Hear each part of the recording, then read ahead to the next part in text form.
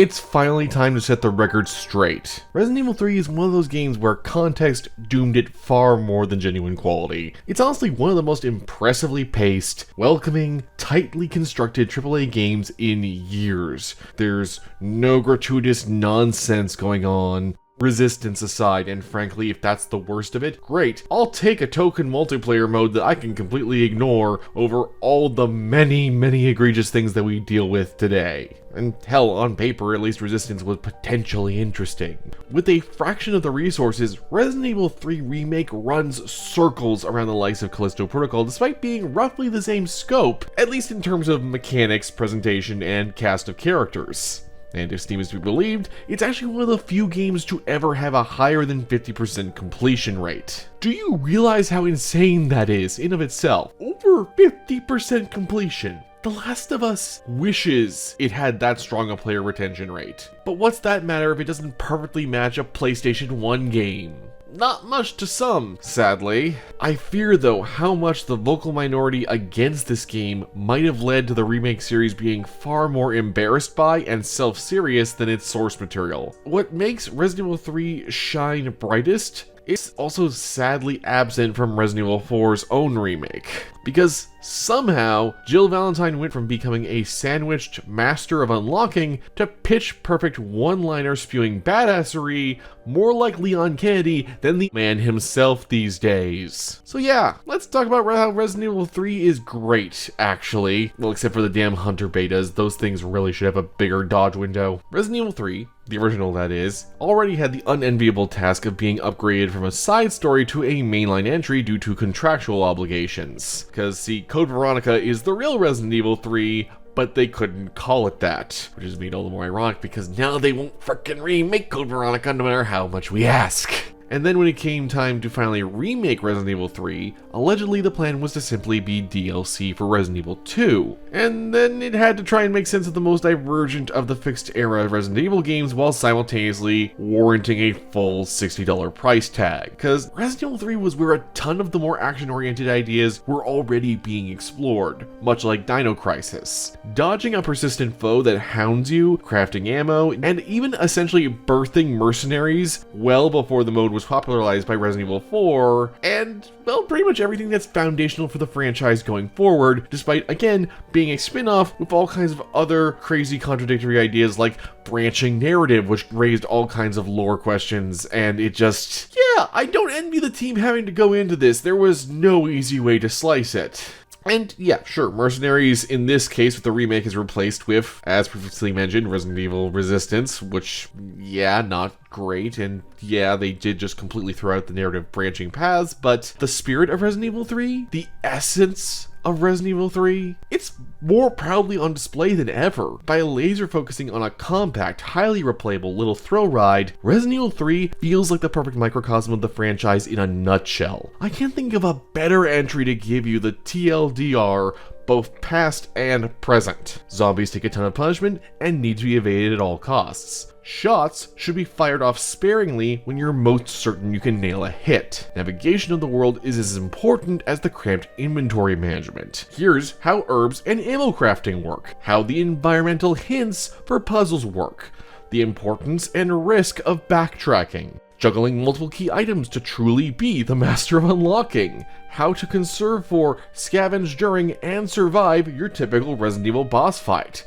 It's like a playable masterclass in survival horror gaming. It manages to hit so many notes pitch perfectly without skipping a beat that it's actually kind of surreal to play it right after going through separate ways, which arguably is a similar concept. They're roughly the same runtime your first time through, and arguably have a similar pacing in theory, but 3 handles it with such a more confident stride. What's more, you're neither forced along too fast, nor does anything outstay its welcome. I know people hate that Nemesis doesn't stalk you outside of some crucial story moments for the most part, but if you actually played the demo for Resident Evil 3 Remake, it's fairly obvious why, because when they threw Nemesis in there for sections where he wasn't planned to be, it did not work quite as well. Mr. X worked in Resident Evil 2 because of those tight confines the RPD presented and the many maze-like routes to evade him. The game was also twice as long to match those more intricately woven environments. There's even an entire side quest in 2 that lets you unlock going back into the police department, whereas Resident Evil 3 is a lot more linear in focus, going forward from section to section, ensuring that each area itself stands out and punctuates, but doesn't outstay its welcome. And Nemesis just works better as a spice in something shorter like this. He is like a demon ex machina, forcing you to get aggressive after enjoying some downtime. If he truly was stalking you as constantly as Mr. X, he'd either have to be nerfed to keep things fair or would have made any notion of backtracking a terrifying prospect in the wrong way. I can very easily see players being discouraged and just not going through it because they assume he's going to be out there. It takes a very special, delicate blending to make these kinds of stalker enemies work.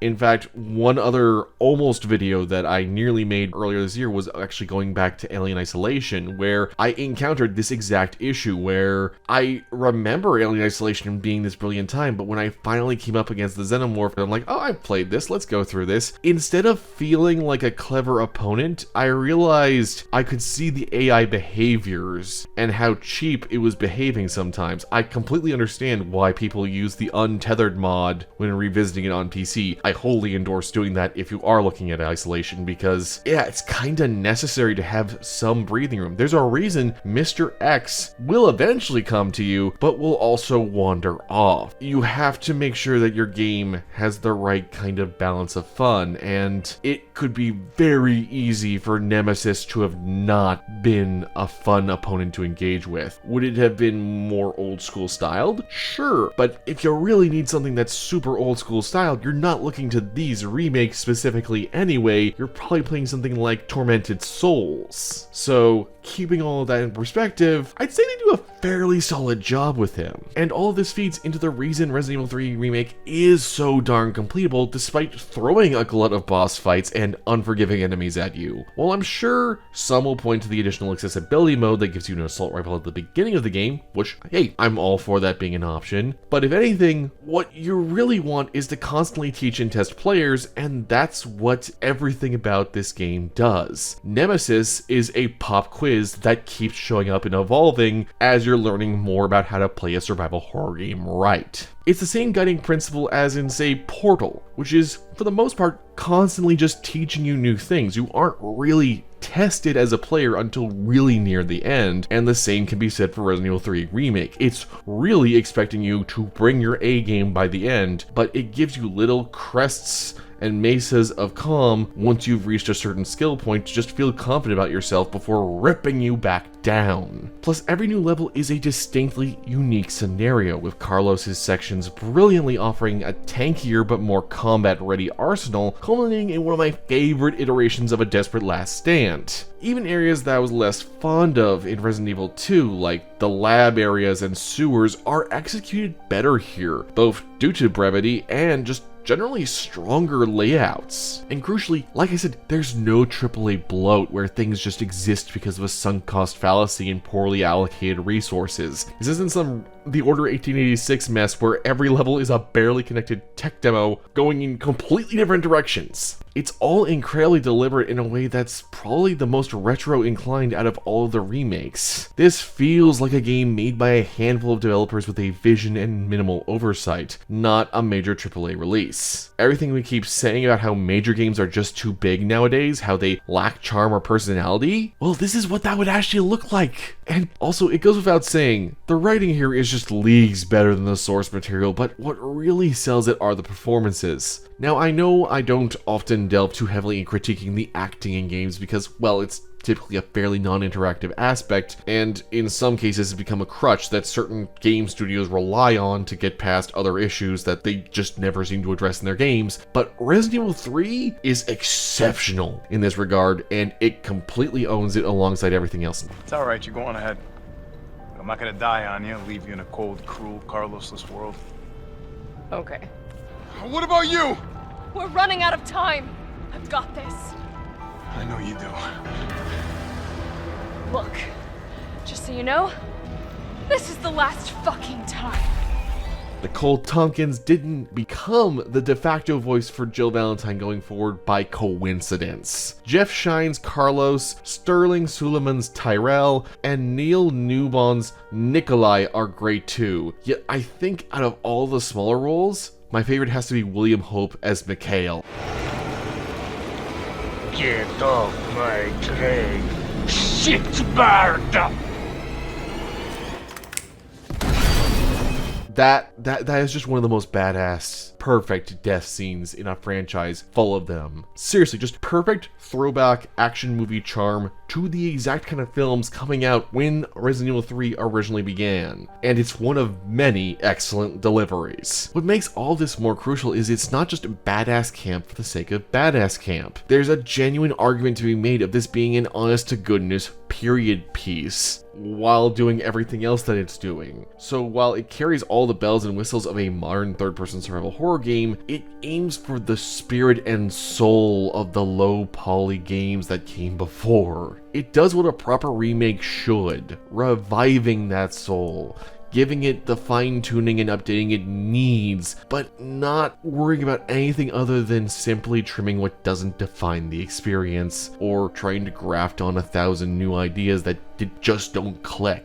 It's because of all this that I know I'll revisit Resident Evil 3 again in the future, and I'm not sure if I can say the same for its successor remake. Resident Evil 4 Remake might be the bigger game, and for some, that's the only criteria it'll be measured against. Others will prefer it following Resident Evil 2's tone instead of the original Evil Dead vibes or action horror aesthetic the series is overall known for. Yet, if you really want a cohesive vision, an experience that pretty much damn near hits every note perfectly, Jill's the hero you want to ride with. Now if they could just cut that stupid bit in RCPD with the shower zombies, then this might just be a perfect game. Next time, something that isn't Resident Evil. And if you made it this far, thanks.